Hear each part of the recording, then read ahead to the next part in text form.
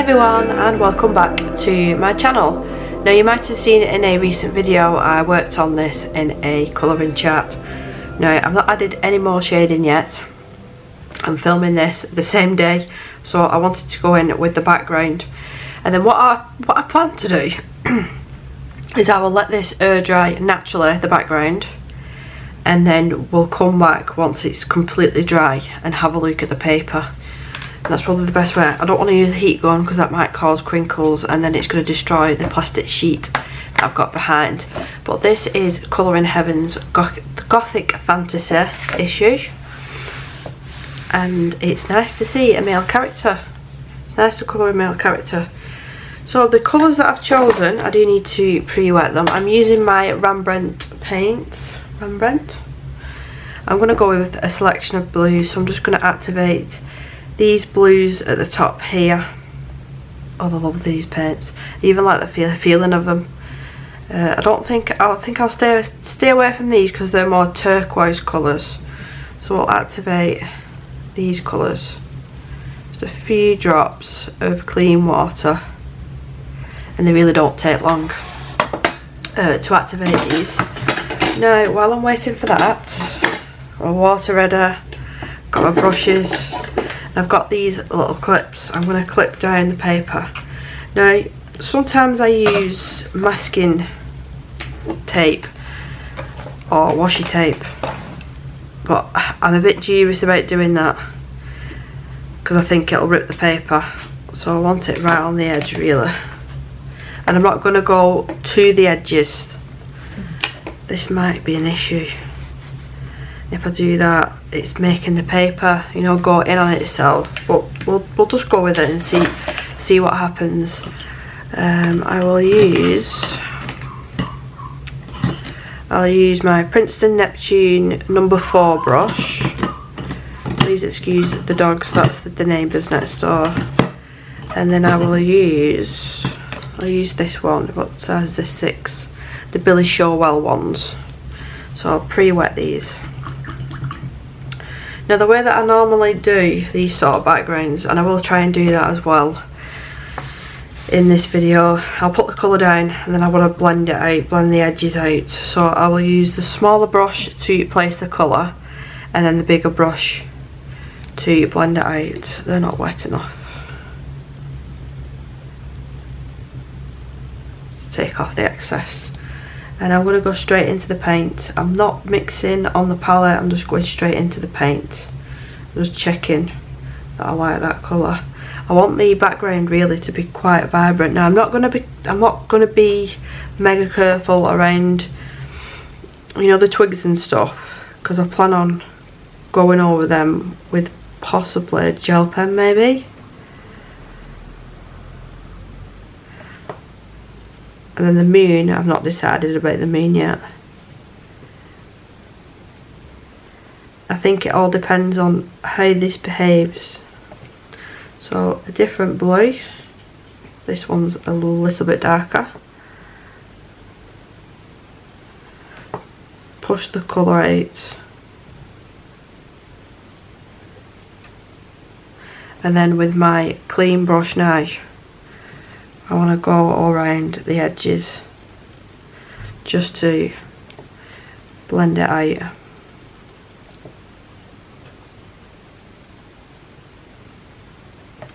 Just like that.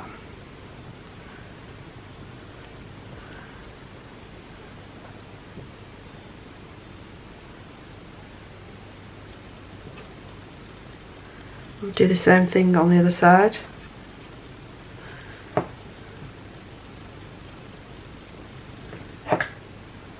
Yeah, these clips are getting in my way. I can't rest my arm on the table very well. Whoops. Right, I'm going to have to take these clips off. They're doing more harm than good. That's better.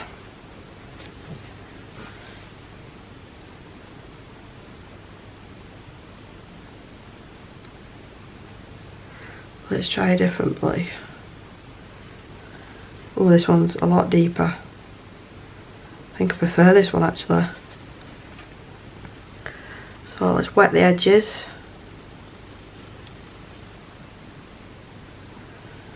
And then pull that colour up.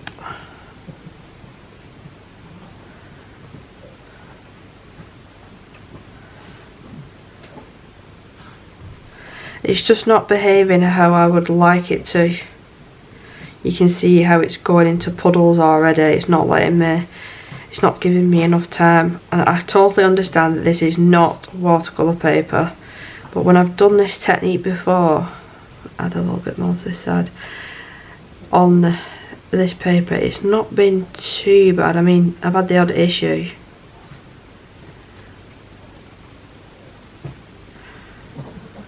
You see how it's pooling there because it's already, the paper's already started sucking up all the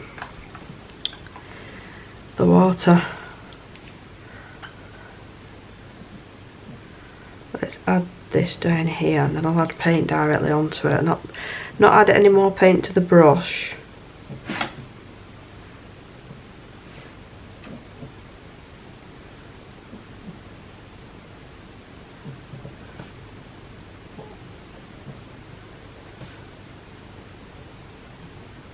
You see where I've added that water already, it looks like it's already gone. See if I can blend these edges out a little bit. I don't like having the harsh edges. That's not my thing.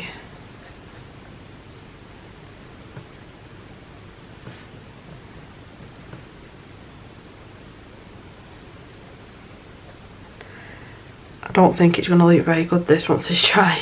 I'm being honest with you, but we'll see. So I'll work down here. Let's get another bit of paint.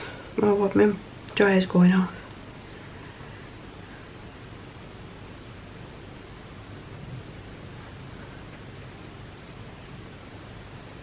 Try and be as careful as I can. I definitely would not use masking fluid on this paper. I think you'd have major issues trying to peel that up.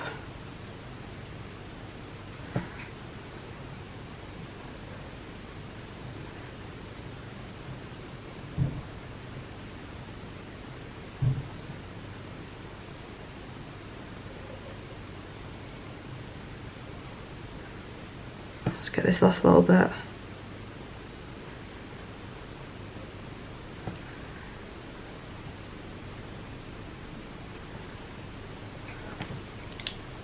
Let's wet this before I pull the colour across.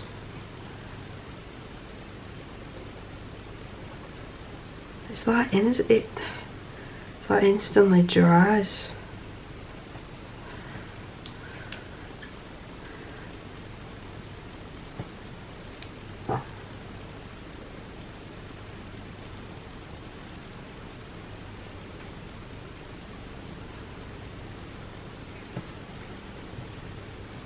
You can see where the paper's wet as well.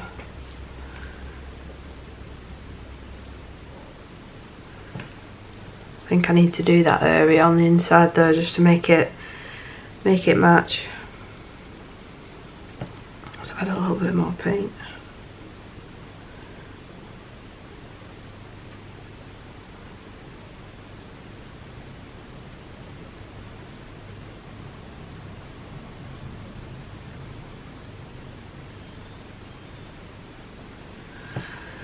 And then maybe another one here, just a little bit here. So we'll start off.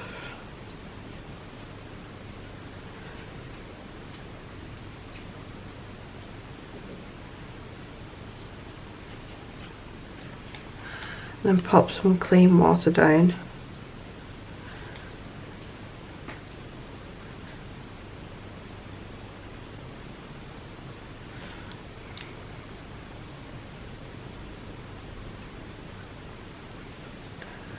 I'm just trying to be as careful as I can be.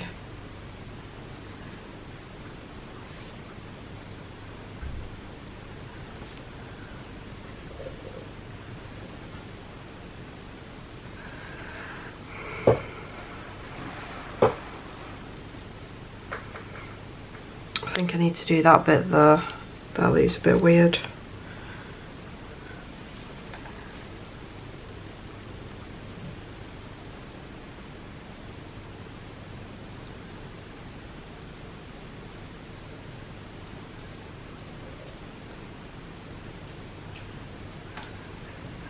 And I think actually I want to use a yellow. We'll go in with this orangey yellow shade.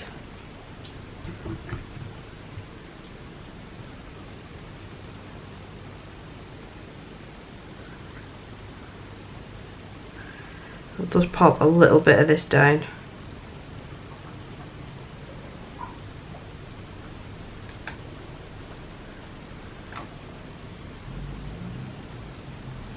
And then blend that out.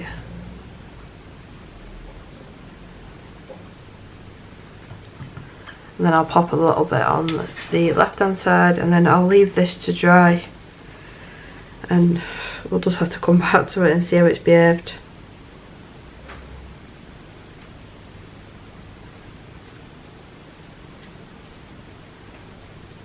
I like yellow and blue together. Contrasting colours. Right, let's blend that out now. Just clean water.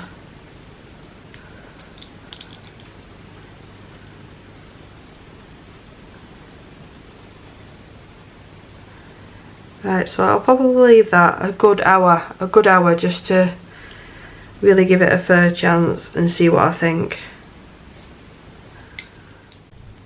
So that's the page completely dry now. I did go ahead and add that little bit at the top, otherwise it would have lead to awkward. Right, so it has been drying for almost an hour now, and you can hear how crinkly it is. It has misshapen, but I think once this gets flattened down, once I close the book, I'll put it under some more books. I don't think it'll be too bad. I mean, I'll just have to update you in a different video, but I will probably leave it a day or two and see how it acts. I don't know whether to attempt to do the moon with that watercolour as well. I'm just with the way that the paper is crinkling up there now, I think it'll pool. I really do think it'll pool. But what I will do, instead of using watercolour, silver or gold, silver or gold, silver or gold, silver, I'll use this Winsor & Newton silver ink. So I need one of my cheaper brushes. I don't like using my nice watercolour brushes for anything other than watercolour. This might do the job. It might be a little bit thick. Have we got anything thinner? I had a good sort out on my brushes recently, and I got rid of a lot, you know, that are really well used and they've started fraying. So with this stuff, you can see it's all separated, so you need to give it a good mix. And I will use my brush to get into the corners and give it a good mix as well.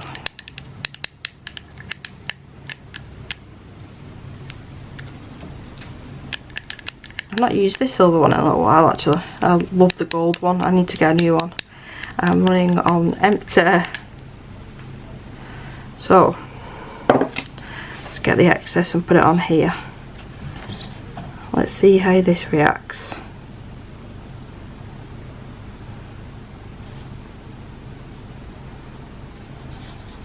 Now I'll probably finish this page off in my own time. I've only got a couple of other bits to do. Bits of shading and whatnot.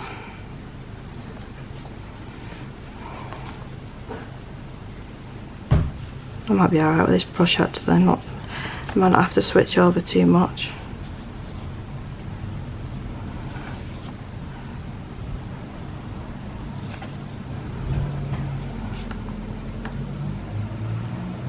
Turned into a lovely day, so I've ended up opening the door at the side of me. If you can hear car Cars all banging, neighbours are doing work in the garden.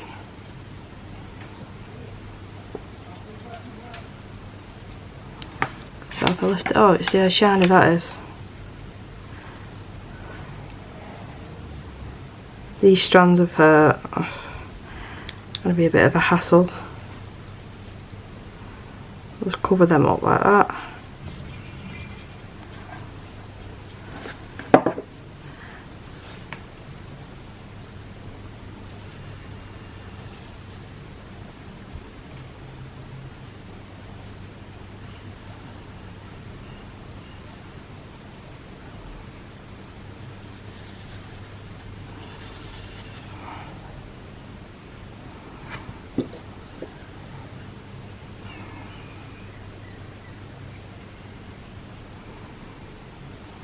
That'll go over that watercolour splodge as well. So I'm lifting the paper up just to see where I've missed, because it looks different, this ink, in different lights.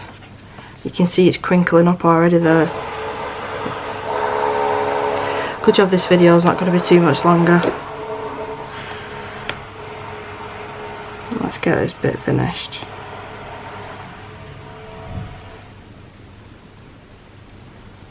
It's a nice day, everybody's out.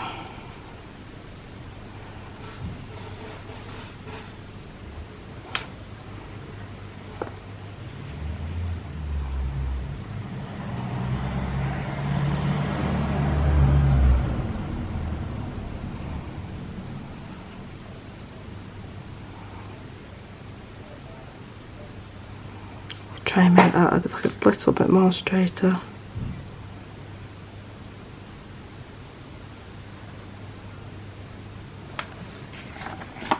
I think that's all of it done right now. So I will end the video here. I'm going to have to end the video here. But it's really nice, that Winsor & Newton ink. See how shiny it is. But let's see anyway. I'll update you in a separate video about how much it's flattened. I do think it will flatten quite nicely, but I think it's already done that to the paper, you know, at the sending of the paper. So it is what it is anyway. So I'll see you in my next video. Bye.